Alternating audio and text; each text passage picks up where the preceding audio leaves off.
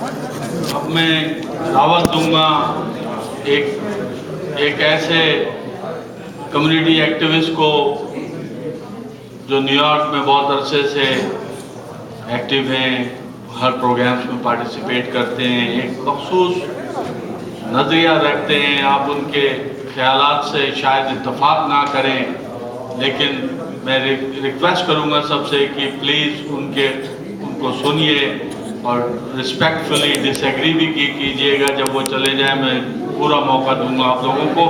میں بلانے جا رہا ہوں ایک ایسے نوجوان لیڈر کو جو بتائے گا کہ پاکستان میں مذہبی جماعتوں کا کیا کردار رہا ہے، اور آج کل جو طالبان سے مذاکرات چل رہے ہیں اس میں مذہبی جماعتیں اور یہ تمام لوگ کیا کردار ادا کر رہی ہیں. تو پلیز ویلکم کیجئے سلیم ملک کو please.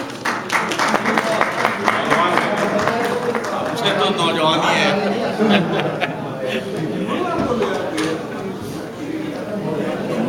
Excellence guest from Pakistan, Sabri Sahab, one of the most prominent community leader and well-known profession in medicine, Dr. Sayyid Tamkeen Ahmed.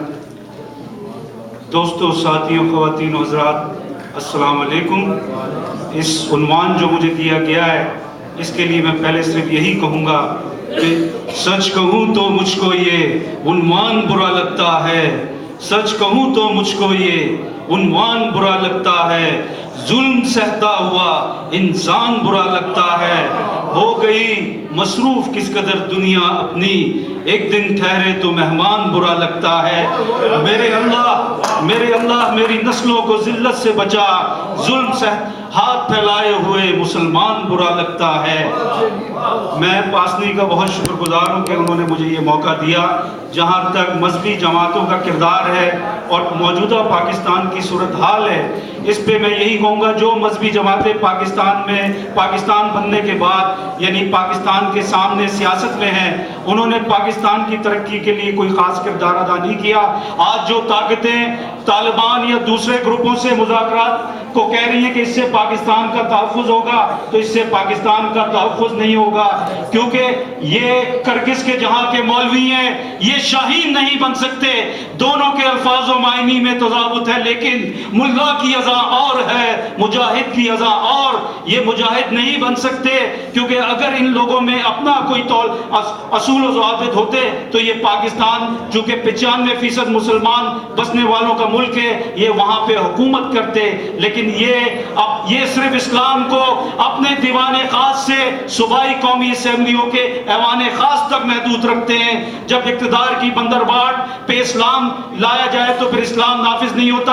آپ ہمیں اسلام نہ سکھائیں، آپ ہمیں اسلام نہ سکھائیں کہ اسلام کیا ہوتا ہے. الحمدللہ ہم اسلام آپ سے بہتر جانتے ہیں. سجدوں کے عوض فردوس ملے یہ بات مجھے منظور نہیں، بے لوث عبادت کرتا ہوں، بندہ ہوں تیرا مزدور نہیں.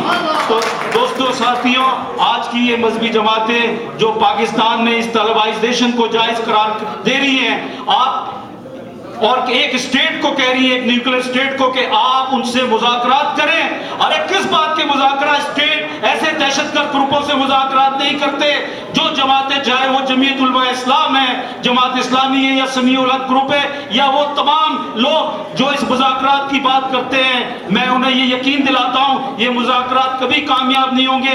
آپ ایک دہشت گردوں سے مذاکرات نہیں ہوتے، بلکہ ان کا کلا کما کیا جاتا ہے. اگر آپ پاکستان کی ایک ہی سرزمین بچانے کے لیے ان اسلام کے نام لے کر مسلمان کو مسلمان سے لڑانے والے یا ان کا قتل کرنے والوں کو آپ اگر 5 لاکھ افراد بھی مار دیے جائیں تو ایک سرزمین کے لیے یہ سودا مہنگا نہیں ہے. دوستو، ہمیں ان لوگوں سے مذاکرات کرنے کی ضرورت نہیں ہے. یہ مذاکرات کبھی کامیاب نہیں ہوں گے.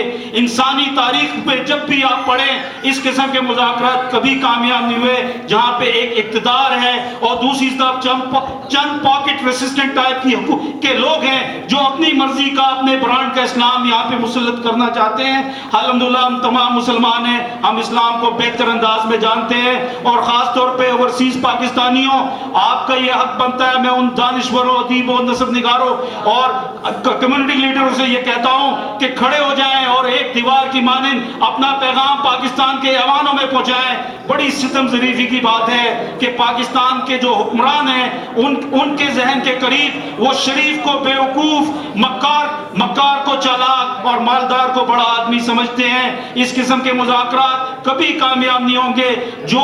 जो हुकूमतें और जो ग्रोह इस बात की रट लगाए हुए हैं, दोस्तों मैं उन्हें ये दावत देता हूं कि वो इस मुज़ाकरात की कामयाबी का कोई एक भी जुज़ यानी पाकिस्तान की आवाम को बताएं। पाकिस्तान, आखिर में मैं यही कहूंगा कि तमाम पाकिस्तानी लियाकत अली खान के इस मुक्के की मानंद एक जमा हो जाएं और ये असीबत, लसानियत, मजहबी जनूनियत की यलगार को मुस्तरद करके वफाक पाकिस्तान के अलमबरदार बन के घर घर मोहब्बत और खुलूस के पैगाम पहुंचाएं। मैं आखिर में पासनी के तमाम इमरान, अशरफ आज़मी साहब का शुक्रगुजार हूं कि इन्होंने मुझे यहाँ दावत का मौका दिया और मैं इनके लिए यही खैरमती कलमात कहूंगा कि पासनी वहद के ही एक इंटेलेक्चुअल ऑर्गेनाइजेशन है जहां पे पढ़े लिखे लोगों की एक कसीर यानी तादाद है और मेरी कोशिश है कि पासनी इस तरह के अमल करते रहे। क्योंकि जब आगे किसी दरवेश से किसी ने पूछा कि इंसान बड़ा कैसे होता है तो उसने कहा कि जब अमल बड़ा होता है तो किरदार बड़ा होता है, जब किरदार बड़ा होता है